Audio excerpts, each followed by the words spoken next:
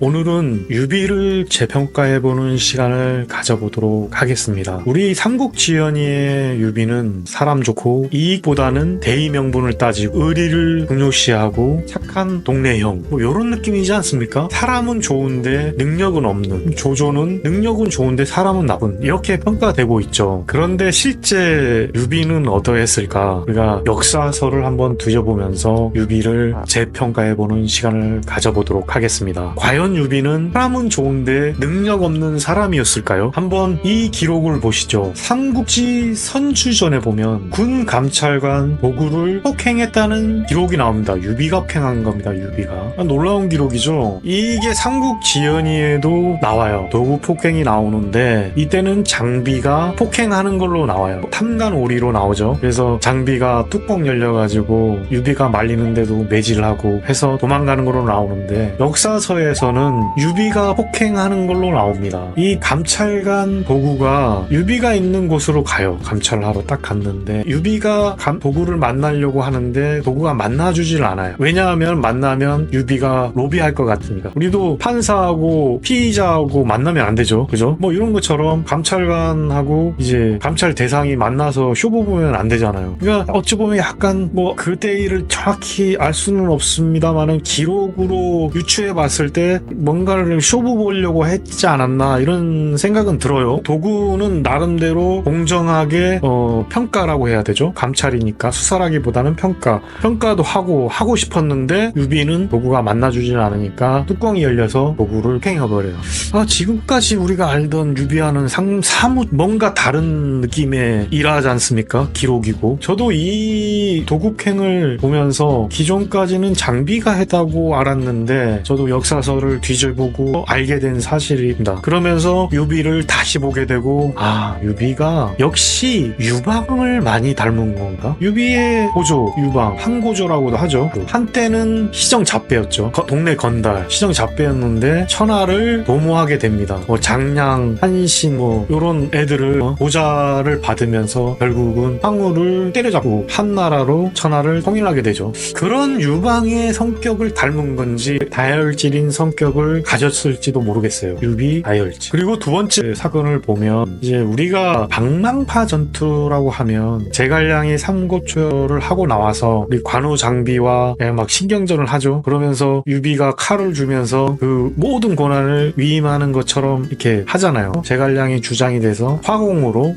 화오돈을 물리친다, 이런 내용의 삼국지연인데 역사서에 보면 유비가 주장이고 화오돈과 우금을 화공과 매복을 써가지고 방망파에서 물리치다는 기록이 있어요. 유비가 주장이란 거예요. 유비가. 제갈량에 대한 기록은 없습니다. 그러니까 이 방망파 전투에서만 봐도 유비가 얼마나 능력 있는 사람이고 지략이 있는 사람인지가 나오는 거예요. 그렇죠? 지략. 제갈량의 지략이 아니고 유비의 지략입니다. 그리고 세 번째 일화는 유비가 심지어 적벽대장의 주장이라는 기록도 있어요. 그리고 유비가 조조를 직접 물리쳤다. 나 송건, 주유나 송건만 부각됐지 여기서 적벽대전에서 유비는 부각이 안 됐잖아요. 유비는 없죠. 좀 억울했을 거예요. 유비가. 만약에 이게 사실이라면 삼국지연의 자기 모습을 보고 과연 좋아했을까? 이건 의문입니다. 그죠? 나간중은 너무나 차분하고 그냥 자기 스타일의 어떤 왕의 이미지를 유비한테 씌운 게 아닌가, 그런 생각은 해봐요. 그리고 유장이 보낸 유계 장임 등연을 모조리 격파했다는 기록도 있고, 여기서 보면 아주 무장으로서 정말 뛰어난 능력을 가진 유비라는 게 느껴지시죠? 이 기록에서 보면 다 역사서에서 기록된 거기 때문에 지금까지 알고 있던 그런 사람 좋고 인의만 따지는 그런 사람이 아니라 도구 폭행하면서 수단과 방법을 안 가리고 또 방만파 전투에서 화공과 매복계를 쓰면서 화오돈과 우금을 물리침으로써 지략과 용맹함이 보이고, 또한 적벽대장에서 주장을 하고 조조를 물러쳤기 때문에 조조보다도 더 위에 있었고, 그죠? 어떤 싸움에서 또 촉을 칠 때는 유장이 보낸 유계 장인 등연 등을 유비가 직접 모조리 격파했다는 곡이 있기 때문에 유비가 정말 유방의 기질과 항우의 기질을, 항우가 아니죠, 항우의 기질을 다 가진 캐릭터가 아닌가 싶어요. 그래서 저는 유비를 볼 때 참 대단한 사람이다 이런 생각을 해요. 왜 그러냐면은 한나 종친에서 아무것도 없는 재산도 없어요. 조조는 되게 재산이 많았죠.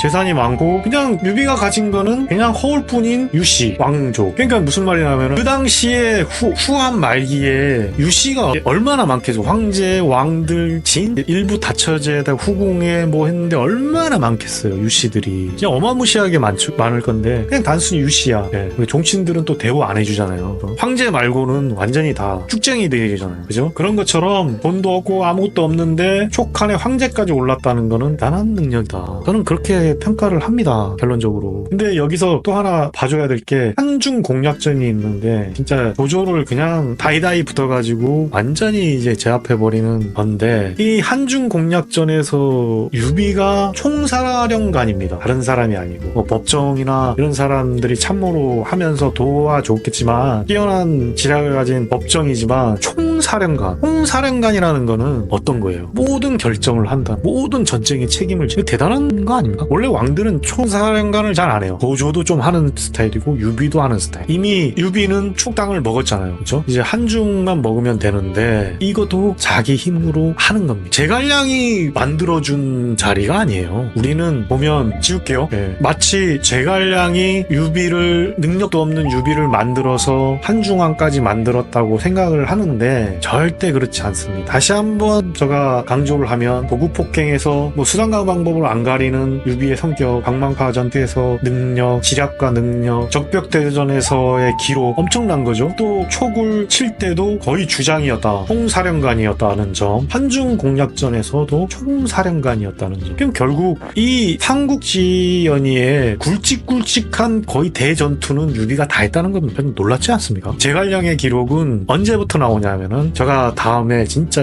재밌게 또 설명해줄 북벌더우 제갈량의 진짜 능력이 나옵니다. 그때부터는 제갈량이 그러니까 유비가 살아있을 때는 정말 뛰어난 군사 능력을 가진 사람은 유비였다. 항우와 유방을 좀 믹스한 캐릭터. 그렇지만 유비는 이 관우의 원수를 갚는다고 하면서 이릉대전을 일으키죠. 이 이릉대전의 패배가 정말 뼈아픈 패배인데요. 어찌 보면 유비 인생의 가장 큰 패배이고 유비의 그런 지금까지 싸워온 그런 모든 거를 잃게 만든 전쟁이었다. 너무 많이 죽었고 그리고 유비가 이릉대전의 후유증으로 국제성에서 사망을 하죠. 예. 그러면서 유비의 일생은 끝났는데 우리가 삼국지연의 유비와 역사서의 유비는 참 갭이 많다는 거. 앞으로는 역사서와 삼국지연의를 같이 보면서 비교 재해석해보는 것. 그런 시간을 가져보면서 삼국지를 또 여러 번 읽어보는 것. 두 가지 재미를 한꺼번에 하면서 우리 삼국지에 대해서 또 점점점 깊이 있게 알아보도록 합시다. 다음에는 제가 제갈량의 1차 북벌에 대해서 얘기를 하도록 하겠습니다. 구독, 좋아요, 알림 설정 꼭 부탁드립니다. 감사합니다.